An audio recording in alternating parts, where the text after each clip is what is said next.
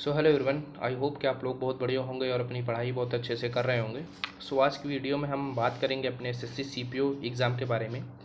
जो आप सभी को पता होगा कि अब ज़्यादा दिन बचे नहीं हैं। अब इसका भी एग्ज़ाम बहुत जल्दी कंडक्ट होगा। 2025 का 2 से 3 महीने लेफ्ट हैं। तो अब इस 2 से 3 मंथ्स को हम किस प्रकार से यूज़ करें जिससे हम एक अपना अच्छा डिसेंट स्कोर ला सकें, क्योंकि अभी तो नोटिफिकेशन नहीं आया है तो उसके बारे में, वैकेंसी के बारे में कुछ बोल नहीं सकते हैं हम। बट आप सबको पता है कि इस बार आप सब लोगों ने देख लिया होगा कि कितना इम्पोर्टेंट है प्री में अच्छे मार्क्स लाना, क्योंकि आपने देखा होगा कि मेंस में इस बार क्या हो रहा है।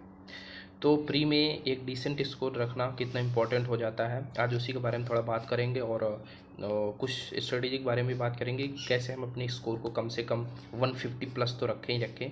तो उसी के बारे में पूरा आज वीडियो में बात करेंगे। चलिए अपने वीडियो को अभी सीधे स्टार्ट करते हैं।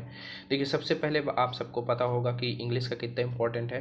50 क्वेश्चन प्री पे रहते हैं, 200 मार्क्स का तो अलग होता है।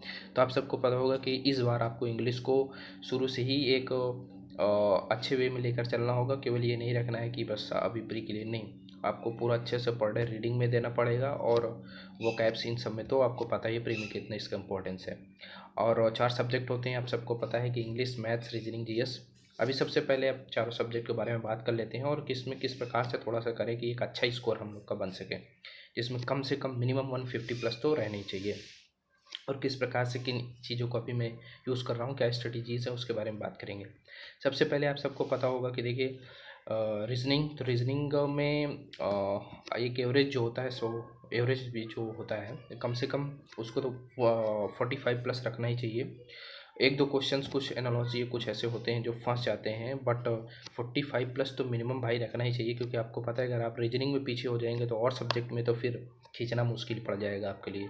तो सबसे ज़रूरी है कि रीजनिंग में कम से कम 45 रखें। और इसके लिए लाने के लिए सबसे बढ़िया चीज़ है कि आप सेक्शनल मॉक्स लगाएं। वहाँ से आपको पता चल जाएंगे कि कौन कौन से चैप्टर्स आपके वीक है, आपकी स्पीड बढ़ने लगेगी। और जो वीक हैं उन पे आप काम करिए, फिर मॉक लगाइए, आपको एक डिसेंट स्कोर मिलेगा डेफिनेटली। और वहाँ से आपको ये भी पता चलेगा कहाँ सिली मिस्टेक्स हो रही हैं, कितना क्या टाइम लग रहा है, और जितना मॉक्स लगाएंगे सेक्शनल, आपकी स्पीड भी बढ़ती जाएगी। तो ये चीज़ को आपको ध्यान में रखना है कि कम से कम अगर आपको अच्छा स्कोर रखना है प्री में, तो कम से कम आपको रीजनिंग में तो 45 प्लस रखना ही है। अब बात करते हैं अपने दूसरे सब्जेक्ट मैथ्स में। तो मैथ्स में आप सभी को पता है कि देखिए, जो लोग रिपीटर्स होंगे, जिन लोग की मैथ्स काफ़ी अच्छी होगी, वो लोग तो अपना कोशिश करेंगे भाई, कम से कम उनके 45 प्लस रहते ही हैं और रहेंगे भी, जो लोग अच्छे से मेहनत करेंगे। और जो एक एवरेज रहता है उसके लिए भी कम से कम भाई आप 40 प्लस तो रखे ही रखें।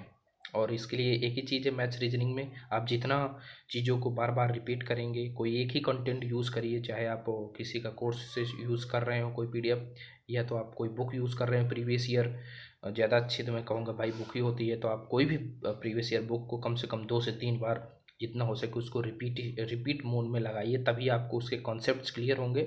और उसके बाद फिर आप मॉक पे जाइए, सेक्शनल मॉक्स कुछ लगाते जाइए साथ साथ में। वहाँ से आपको समझ में आएगा कि किन चैप्टर्स पे मेरी अभी कमांड नहीं है, कॉन्सेप्ट्स इनमें मेरे क्लियर नहीं है, और क्या वीकनेस है, और कैसे क्वेश्चंस को स्किप करना है एग्जाम में भी। किस क्वेश्चंस आते हैं जहाँ पर मुझे पहले स्किप करके पूरा अपना गो थ्रू कर देना है 50 क्वेश्चन, फिर उसके बाद जो बचे के क्वेश्चन उन पे फिर से मैं आऊँगा। क्योंकि ये अगर आप नहीं करेंगे अभी से, तो लास्ट में फिर उन्हीं लोग का एग्ज़ाम ख़राब होता है फिर। क्योंकि आपको एग्ज़ाम जब पे आप बैठेंगे तो भाई हम बता दूँ, सब आपको क्लियर होना चाहिए कि मेरी क्या स्ट्रेटजी है, कैसे मुझे किस प्रकार से हर चीज़ को टैकल करना है। वो तभी आएगा जब आप घर पे अच्छे से प्रैक्टिस करके जाएंगे। अब उसके बाद बात करते हैं, तो मैंने मैथ के लिए बता दिया कि कैसे आपको करना है। अब उसके बाद बात करते हैं अपनी इंग्लिश के बारे में। तो इंग्लिश का आप सबको पता ही है भाई कि इसका कितना बड़ा रोल है, और इस बार मेंस में भी आप लोगों ने देख ही लिया होगा कि इंग्लिश ने इस बार क्या किया है, और काफ़ी लो स्कोर भी इस बार गए हैं। तो इंग्लिश को भाई आपको शुरू से ही बहुत अच्छी रखनी पड़ेगी। कुछ कह नहीं सकते कितना समय मिलेगा फिर मेंस के लिए। तो आप अगर अभी से अपनी वोकैब कमांड रखेंगे, रीडिंग कॉम्प्रिहेंशन पे अच्छा कमांड रखेंगे, तो डेफिनेटली एक डिसेंट स्कोर आएगा। और इसी से आपका सिलेक्शन भी डिसाइड होगा आपकी इंग्लिश कितनी अच्छी है। सीपीओ में बात कर रहा हूँ मैं। तो देखिए, सीपीओ में अभी इंग्लिश पे आप कम से कम मिनिमम 40 प्लस तो रखे ही रखें। जिनकी और अच्छी होगी वो आप लोग 45 भी ले जाते हैं। बट एक एवरेज मैं बताऊं तो अगर आपके 40 तो इंग्लिश में रहने ही चाहिए। आपको देख लेना चाहिए, प्रीवियस ईयर आप देख लीजिए कि किसका जितना इम्पोर्टेंस है, कि कैसे पैसेज हैं, कितना वोकैब्स आ रहे हैं, इडियम्स, वन वर्ड, कितना ग्रामर का रोल रह गया है। तो आपको सब प्रीवियस ईयर से समझ में आ जाएगा। और उसके बाद आप लोग अपनी स्टडी कर सकते हैं।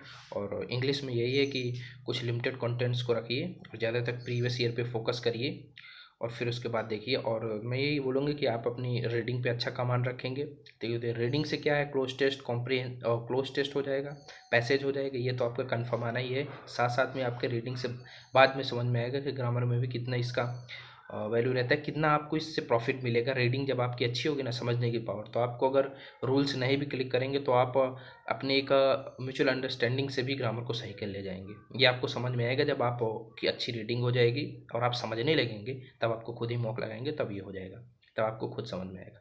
अब बात करते हैं अपने जीएस के बारे में। जीएस देखिए, इसलिए मैं लास्ट में इसलिए बता भी रहा हूँ कि जीएस का कोई भरोसा नहीं है। आप सबको पता होगा अभी सीजीएल मेंस में भी किस प्रकार से हुआ है। तो मैं यही कहूँगा कि पहले आप ये जो आपके मेन सब्जेक्ट्स हैं, रीजनिंग हो गया, मैथ्स हो गया, इंग्लिश हो गया, इन पे आप जितना कोशिश करें 40-45 इनमें प्लस रखेंगे। और रीजनिंग में आपके अगर 25 से 30 नंबर भी आ जाएंगे तो फिर वो अच्छा स्कोर चला जाएगा। और इसके लिए आने के लिए मैं यही कहूँगा कि भाई जिसका अभी आपने अगर कंप्लीट कर लिया होगा अच्छे से, बहुत अच्छा है।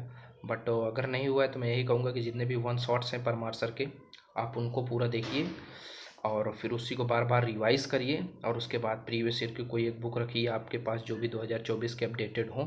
मैंने भी पिनेकल का भी रिव्यू डाला था, तो आप कोई भी बुक ले सकते हैं और बस उसके प्रीवियस ईयर टॉपिक वाइज मॉक्स और प्रीवियस ईयर उसकी क्वेश्चंस को लगाते ही जब 2 से 3 बार 4 बार आप क्वेश्चंस को प्रैक्टिस कर लेंगे। और आप चाहे तो वन शॉट ही देखें, मैं तो यही कहूँगा आप, क्योंकि अभी इतना समय नहीं है कि आप किसी का भी कोर्स कंप्लीट करेंगे।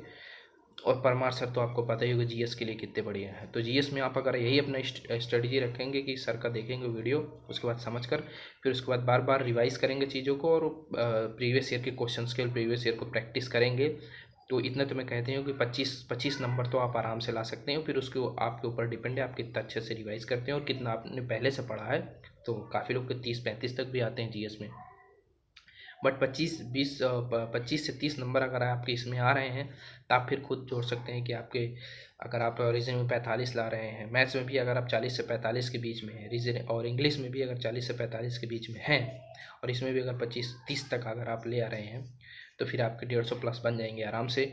और आपको पता ही है कि प्री में कितना इम्पोर्टेंस है, और इसमें आप समझ ही सकते हैं कि इस बार मेंस में क्या हाल हुआ है। क्योंकि आप समझ लीजिए अगर जिनके 140 135 रहे होंगे और अगर मेंस में उन लोगों के, मुझे नहीं लगता कि काफ़ी अच्छे भी स्कोर आए होंगे, तो हो सकता है 100 और नहीं ज़्यादा तक ऑन एन एवरेज 155 160 के बीच पे ही ज़्यादा लोगों को, जिनका भी मुझे भी तो पता चला है और पेपर देख के भी तो ऐसा ही लग रहा है। बाकी काफ़ी लोग के अच्छे भी स्कोर आएंगे, मैं ऐसा नहीं बोल रहा। तो आप लोग समझ सकते हैं कि इस बार प्री में कितना लाना इम्पोर्टेंस है। और अभी तो कोई नोटिफिकेशन भी नहीं आई है, तो ये भी नहीं बोल सकते अभी वैकेंसीज़ कितनी हैं। तो मेरा तो भाई यही रहेगा, मैं खुद भी कोशिश यही करूँगा कम से कम 150-55 तो इतना तो प्री में ही रहे। और यही सब चीज़ों के बारे में बात करनी थी, तो मुझे लगा कि आज काफ़ी दिन बाद थोड़ा वीडियो अपलोड करते हैं। और आप लोग को अगर कोई भी डाउट होगा तो फिर आप लोग भाई कमेंट्स के थ्रू पूछ सकते हैं। अब रिप्लाई ज़रूर कोशिश करूँगा रिप्लाई करने की। जय हिंद।